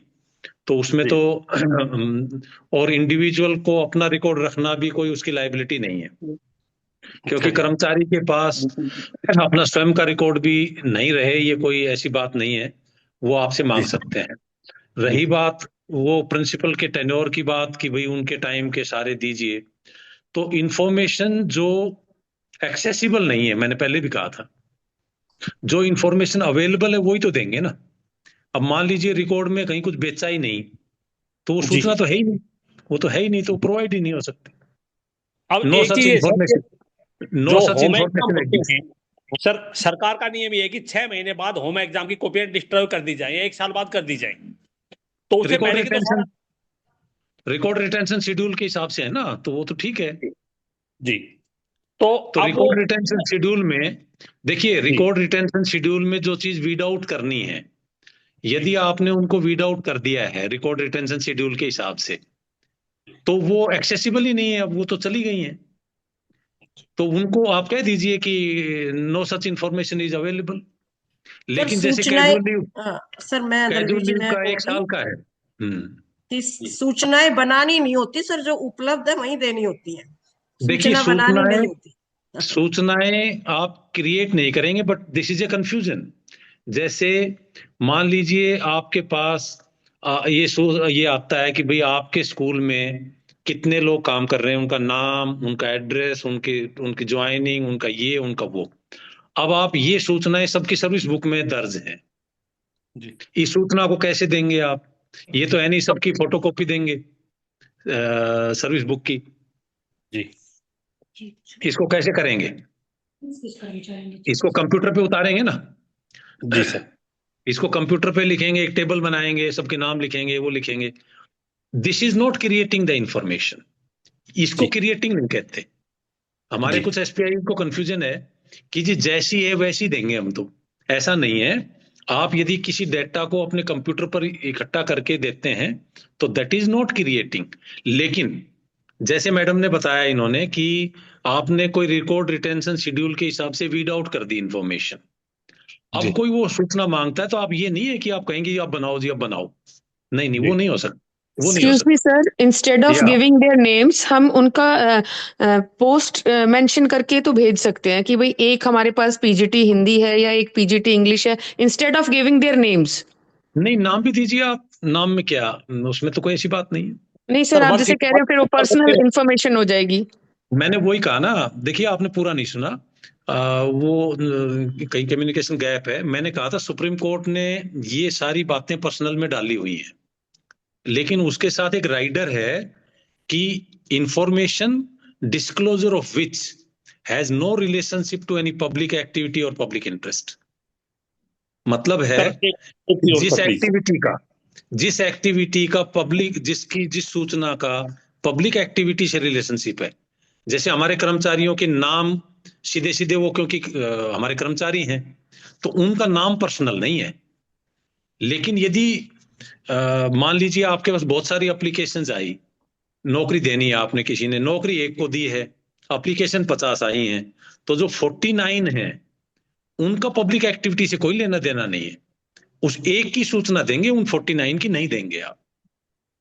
ये होता है पर्सनल। सर एक और प्लीज। सर उसने पूछा है 1/4/21 से 31/8/22 तक विद्यालय में किन किन कर्मचारियों द्वारा चिकित्सा अवकाश, मेडिकल लीव, अर्जित अवकाश, अर्नड लीव लिया गया, उनका नामवार व दिनांकवार विवरण उपलब्ध करवाया जाए। क्या दे सकते हैं? देखिए आप ये कैजुअल लीव तो 1 साल तक आप रिकॉर्ड रखते हैं, बाद में उस एप्लीकेशन को डिस्ट्रॉय कर देते हैं। मेडिकल रिकॉर्ड ये सिर्फ वो डेट मांग रहे हैं, मेडिकल का वो स्लिप वगैरह कुछ नहीं मांग रहे हैं। मतलब है उसमें डिटेल नहीं दिख रही है, कुछ नहीं दिख रही है। वो सिर्फ ये कह रहे हैं भी कितनी छुट्टियां किसने ली। बिल्कुल ये पर्सनल में नहीं आती हैं, ये दे दीजिए आप। अब ये रद्दी के बारे में कहता है स्टॉक रजिस्ट्री को प्रमाणित कॉपी दिखाओ मेरे को। अगर रद्दी नहीं बेची तो स्टॉक में धरी होगी आपके पास। अब कोई स्टॉक में रद्दी थोड़ी रखता है सर कि हमारे पास इतनी कॉपियां बच्चों की आंसर शीट पड़ी। जैसे उन्होंने ना वो मांगी है तो आप कह सकते हैं no such information is available. उसमें ये नहीं कह सकते मुझे स्टॉक रजिस्टर दीजिए और ये दीजिए। उन्होंने रद्दी की वो मांगी है तो रद्दी का रिकॉर्ड नहीं है कॉलेज में। उसमें लिखा है सर ये संबंधित अभिलेख रजिस्टर में प्रति उपलब्ध करवाई जाए। उपरोक्त अवधि में विद्यालय की रद्दी अखबार उत्तर पुस्तिकाएं कब बेची गई, नहीं बेची गई तो वर्तमान में विद्यालय के स्टॉक में उपलब्ध है। संबंधित स्टॉक रजिस्टर की प्रमाणित प्रति उपलब्ध करवाई जाए। तो जैसे वो बेची है तो उसका प्रोसेस तो बनाया होगा ना ऑक्शन का। नहीं बेची सर, कोई नहीं बेची सर, आज तक नहीं बेची है। नहीं बेची है तो उनका रिकॉर्ड बना हुआ है स्टॉक रजिस्टर में। उसको दिखाएं सर। उसको नहीं, वो दिखा सकते हो आप। उसमें क्या प्रॉब्लम है? इसमें कौन सी पर्सनल है कि इतनी कॉपियां आई थी, इतनी कॉपी कंज्यूम हुई, इतना ये हुआ। आप कर सकते हैं। Excuse me sir.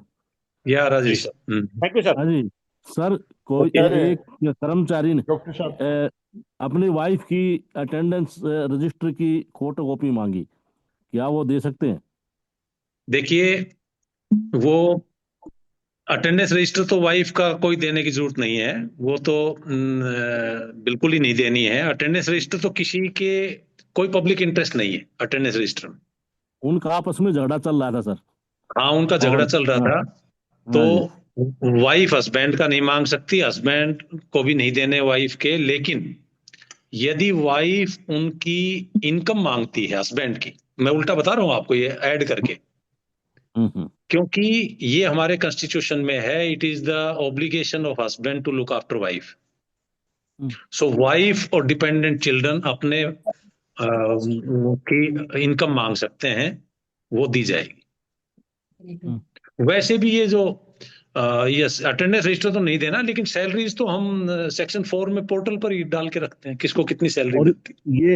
ये पर्सनल इंफॉर्मेशन कह करके हमने रिफ्यूज कर दिया, तब उसने जो है पूरे स्टाफ की जो है वो अटेंडेंस रजिस्टर की जो है वो मांगा। और नहीं फिर वो कमीशन में भी गए हम, कमीशन ओके में भी गया। हाँ तो राइट। वहां भी जाकर के ऑनलाइन को इन्फॉर्मेशन प्रोवाइड करवाओ आप, कमिश्नर ने देखो ऐसा कहा। क्या होता है कि कमिश्नर्स भी सब्जेक्टिव डिसीजन देते हैं। बहुत सारे कमिश्नर्स अपने अलग अलग जजेस का भी पर्सनल है।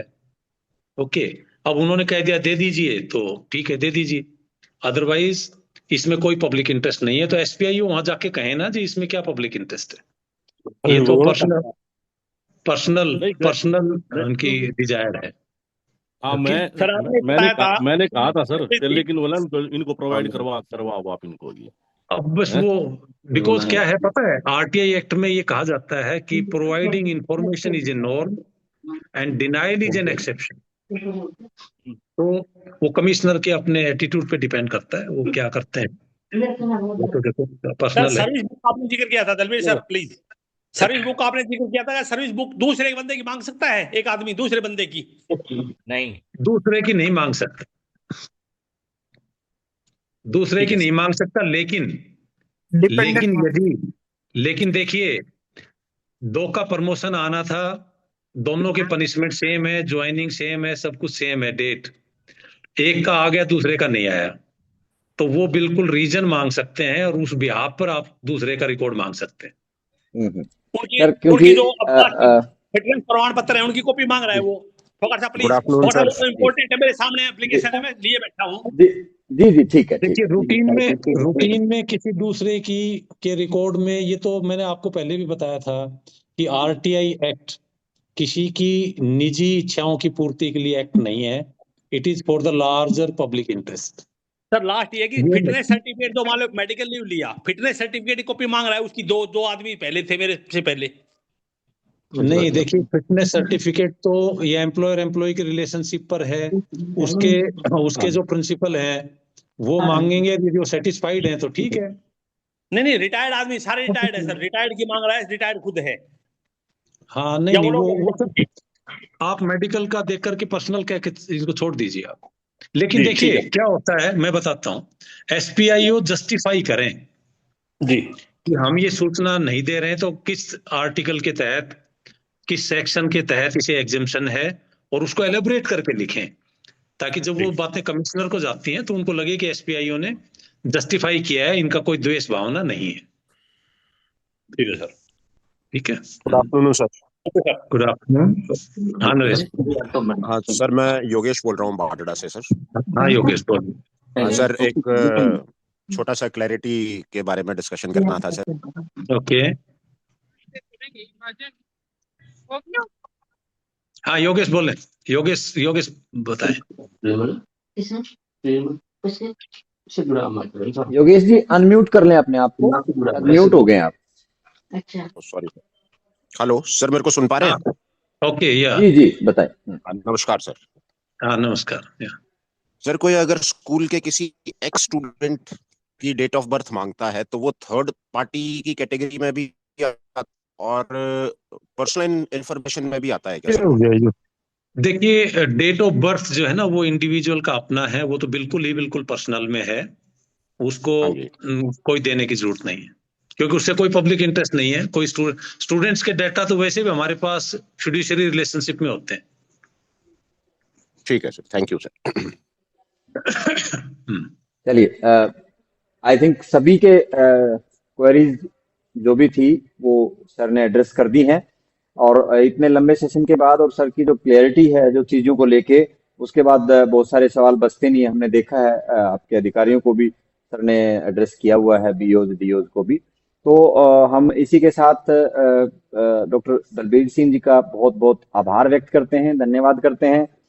सर से हमने दो चीजें सीखी है, मैं भाषा का विद्यार्थी होने के नाते सर, एक तो ये कि आरटीआई क्या है वो तो सर का मेन टारगेट था जो हमने एज ए लीडर जो आप लोगों ने लर्न किया होगा। दूसरा ये कि आप कोई भी चीज को बहुत ध्यान से उसको पढ़ें। सर ने पहले ही स्टार्टिंग में ही बोल दिया कि आप आरटीआई एक्ट को पढ़िए, आप बहुत अच्छे से अगर पढ़ते हैं तो क्लियरिटी होती है, आप उसका जवाब किसी भी तरह से पूछा जाए उसका बहुत अच्छे से आंसर आप कर सकते हैं। तो हमने ये लर्न किया है सर से, और आरटीआई तो समझ में आएगी है हमारे सभी स्कूल प्रिंसिपल्स को।